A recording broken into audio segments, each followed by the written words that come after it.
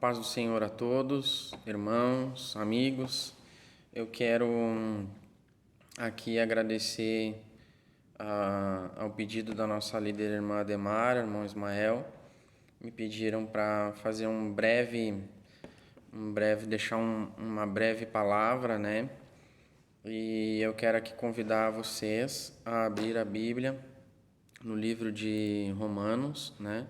No capítulo 11 e no versículo 36, que diz assim, ó: porque dele e por ele e para ele são todas as coisas. Glória, pois, a ele eternamente. Amém. Mais uma vez agradeço aqui a oportunidade.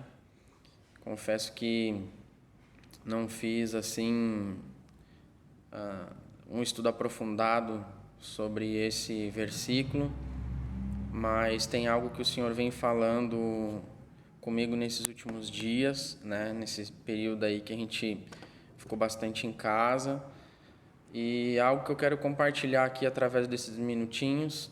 Pode ser que falte algumas palavras aí, porque Deus é maravilhoso, Deus é bom, Jesus é fiel, e eu quero aqui compartilhar o que Deus tem ministrado ao meu coração.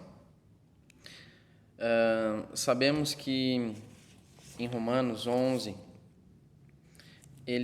Paulo está falando sobre a maravilhosa graça de Deus, que pelo povo de Israel não ter aceito Ele como Salvador, não ter aceito Jesus como seu Salvador, não ter reconhecido o sacrifício, a vinda de Cristo,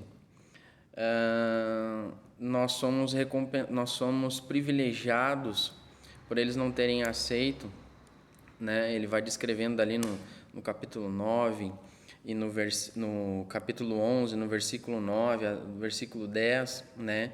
Paulo vai escrevendo que,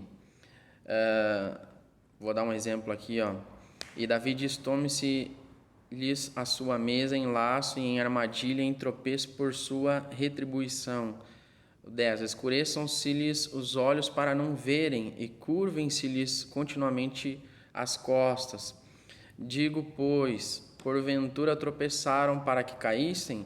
De modo nenhum, mas pela sua queda veio a salvação aos gentios, para os incitar à emulação. Então Paulo está nos explicando que somos privilegiados.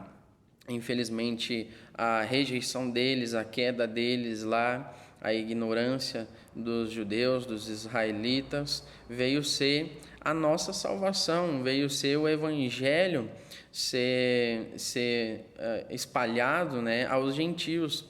Então Paulo ele continua falando que se na rejeição deles nós recebemos a graça de Deus, né, não por nossas forças, não pelo nosso empenho, mas se pela rejeição dos judeus nós somos beneficiados. Imagina o grande avivamento. Paulo está falando do grande avivamento que será quando Jesus vir e eles reconhecerem Jesus como rei, que a palavra de Deus diz que isso vai se cumprir futuramente. Imagina como nós nos sentiremos em saber, e Paulo está escrevendo isso, que será muito maior a nossa alegria de salvação e o regozijo. E eu quero trazer esta palavra aqui porque muitas vezes a gente acredita que Deus ele fica em silêncio ou ele para de trabalhar, mas no livro de João, se não me engano, no capítulo 5, Jesus está falando que ele e o Pai são um, e o Pai não para de trabalhar.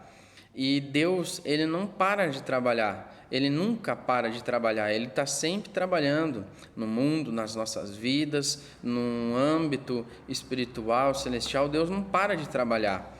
E às vezes, nesses últimos dias, a gente começa a pensar em nós ou em nós mesmos e no nosso bem-estar, no bem-estar da nossa família, mas eu quero dizer através desta palavra: porque dele, por ele e para ele são todas as coisas.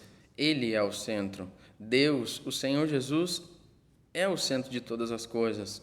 Nós não somos os protagonistas.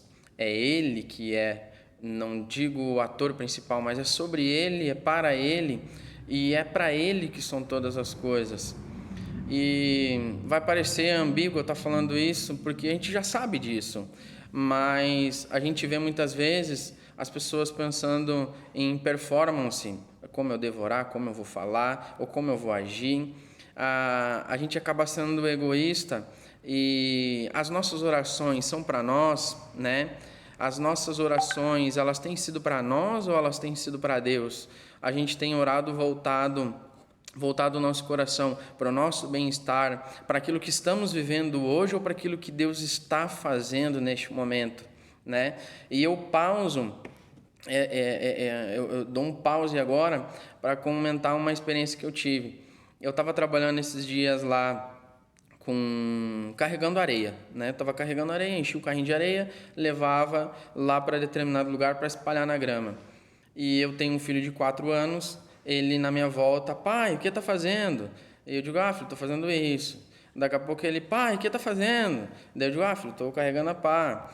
Posso te ajudar? Eu digo, tá, pode, mas eu todo, né, cuidando para ele não se machucar, né? Daqui a pouco eu ia fazer outra coisa, ele, pai, o que tá fazendo? Eu digo, filho, tô fazendo isso.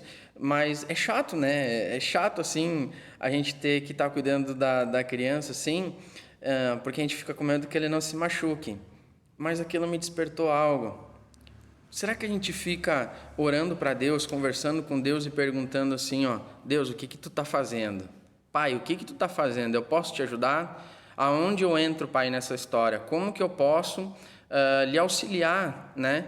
E eu vejo, irmãos, que a gente pode estar passando por esse período agora, mas será que realmente o nosso coração, o nosso louvor, a nossa oração está voltada para que Jesus é o centro, para que Ele é o protagonista? Ou a gente está preocupado com a nossa nação e não está dando atenção para o que Deus está fazendo? Se Ele não para de trabalhar, Ele trabalha até em tempos de crise e algo Ele está fazendo. E a nossa preocupação não seria se nós vamos morrer, se nós vamos viver, porque sabemos que nós teremos que morrer.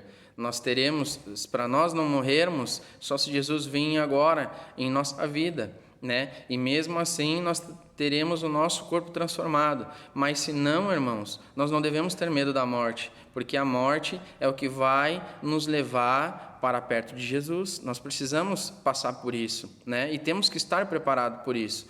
A nossa preocupação deveria ser: Pai, o que tu está fazendo? Eu posso te ajudar? Como que eu posso te ajudar, meu Pai?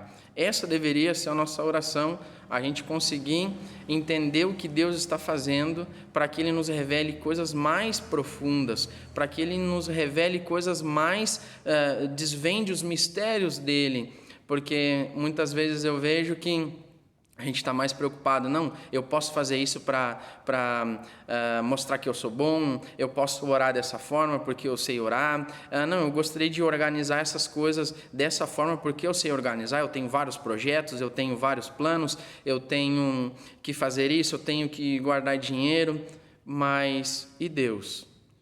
É dele e por ele e para ele são todas as coisas, a glória, pois, a ele eternamente, né? Não somos o protagonista, Ele é o protagonista, Ele é o ator principal, é para Ele que a gente deve fazer as coisas. Então, muitas vezes, a gente tem que sair de cena para que Deus entre em cena e Ele possa ser glorificado através da nossa vida, não a gente ser glorificado através das obras que a gente tem feito para Jesus, não. Tá bom, irmãos? Isso que eu quero deixar aqui para a edificação espiritual aí dos jovens, tá bom? Amém.